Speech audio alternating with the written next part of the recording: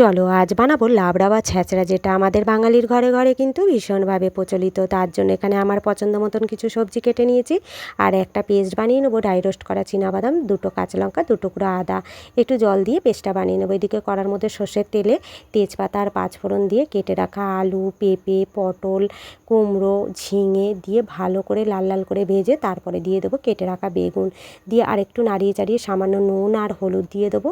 আরেকটু নাড়িয়ে চাড়িয়ে দিয়ে দেবো বাদাম, আদা, কাঁচা লঙ্কার পেস্টটা দিয়ে ভালো করে কষিয়ে নেবো। একটু মিক্সির বাটি দেওয়া জল অ্যাড করছি আর একটু ভালো করে নাড়িয়ে চাড়িয়ে দিয়ে দেবো পরিমাণ মতন জল। জলটা দিয়ে সামান্য একটু চিনি দিচ্ছি মিষ্টি ভাব আনার জন্য। তারপরে কয়েকটা চেরা কাঁচা লঙ্কা দিয়ে দিচ্ছি। তারপরে ঢাকা চাপা দিয়ে দেবো। ঢাকা খুলে যখন দেখবো পুরোপুরি সবজিগুলো সিদ্ধ হয়ে গিয়ে মাখো মাখো টাইপের হয়ে গেছে, নামানোর সময় একটু ঘি অ্যাড করব আর নাড়িয়ে চাড়িয়ে নামিয়ে নেবো। খেতে কিন্তু বেশ লাগে এই লাবড়া বা ছ্যাঁচড়া। দেখা হচ্ছে পরের ভিডিওটা।